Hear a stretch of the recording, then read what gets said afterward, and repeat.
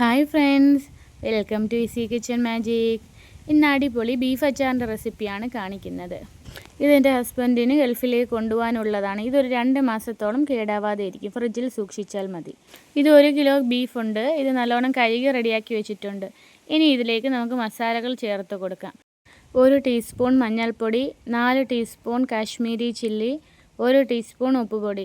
ഇതെല്ലാം കൂടെ നല്ലോണം ഒന്ന് മിക്സ് ചെയ്ത് കൊടുക്കാം. ഒരു അരമണിക്കൂർ റെസ്റ്റ് ചെയ്യാൻ വെച്ചേക്കാം. അച്ചാറായതുകൊണ്ട് തന്നെ ഇപ്പം കുറച്ച് മാത്രം പൊടികൾ ചേർത്ത് കൊടുത്താൽ മതി. അരമണിക്കൂറോളം നമ്മൾ റെസ്റ്റ് ചെയ്യാൻ വെച്ചിട്ടുണ്ട്. ഇനി ഇത് വേവിക്കാൻ വയ്ക്കാം. ഒരു കുക്കർ എടുത്തിട്ടുണ്ട്. അതിലേക്ക് ഈ മസാല പുരട്ടി ഇറച്ചി ഇട്ട് കൊടുക്കാം. ഇതിലേക്ക് ഒരു അല്പം വെള്ളം മാത്രം ഒഴിച്ചു കൊടുക്കുന്നുള്ളൂ. ഇറച്ചിയിൽ തന്നെ വെള്ളമുണ്ട്. ഇനി ഇത് അടച്ചു വെച്ചൊന്ന് കുക്ക് ചെയ്തെടുക്കാം. ഒരു 4 വിസിലാവുമ്പോഴത്തേക്കും നമുക്ക് ഫ്ലെയിം ഓഫ് ചെയ്ത് കൊടുക്കാം.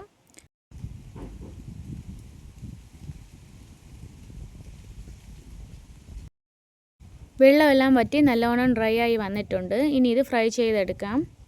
ഇതിന് വേണ്ട ഇൻഗ്രീഡിയൻസ് എന്തൊക്കെയാണെന്ന് നോക്കാം. ഒരു 4-5 പച്ചമുളക് അരിഞ്ഞു വെച്ചിട്ടുണ്ട്. ഒരു 3-4 അല്ലി വെളുത്തുള്ളി, ഒരു വലിയ കഷ്ണം ഇഞ്ചി, ആവശ്യത്തിന് കറിവേപ്പില. ഇനി ഒരു പാൻ ഗ്യാസിലേക്ക് വെച്ച് കൊടുത്തിട്ടുണ്ട്. ഇനി ഇതിലേക്ക് ആവശ്യത്തിനുള്ള സൺഫ്ലവർ ഓയിലാണ് ഒഴിച്ച് കൊടുക്കുന്നത്. ഒരുപാട് നാളത്തേക്ക് വെക്കണമെങ്കിൽ നല്ലെണ്ണ ഉപയോഗിക്കാം. ഇതിലേക്ക് കുറേശ്ശെ ഇട്ട് ഫ്രൈ ചെയ്തെടുക്കാം.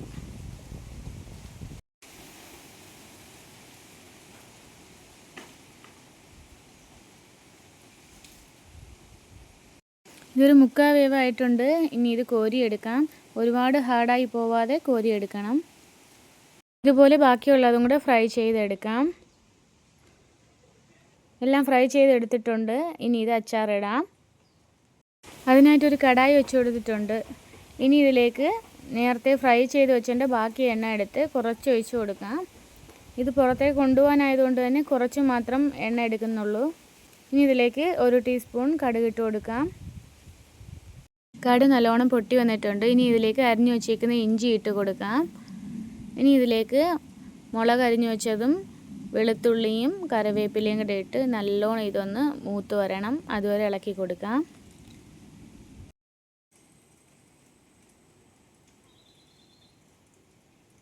വെളുത്തുള്ളി എല്ലാം മൂത്ത് വന്നിട്ടുണ്ട്. ഇനി ഇതിലേക്ക് മസാലപ്പൊടികൾ ചേർത്ത് കൊടുക്കാം. 2 ടീസ്പൂണോളം കാശ്മീരി ചില്ലി, 1 ടീസ്പൂൺ കുരുമുളക് പൊടി, 1 ടീസ്പൂൺ മസാലപ്പൊടി, 1 ടീസ്പൂൺ ഉലുവാപ്പൊടി, 1 ടീസ്പൂൺ മഞ്ഞൾപ്പൊടി. ഇതെല്ലാം കൂടെ നല്ലോണം ഒന്ന് മിക്സ് ചെയ്ത് കൊടുക്കാം. ഇത് നല്ലോണം ഒന്ന് മൂത്ത് വരണം. ലോ ഫ്ലെയിമിൽ വെച്ച് ചെയ്താൽ മതി. ഇനി ഇതിലേക്ക് ആവശ്യത്തിനുള്ള കായപ്പൊടിയും കൂടെ ചേർത്ത് കൊടുക്കുന്നുണ്ട്.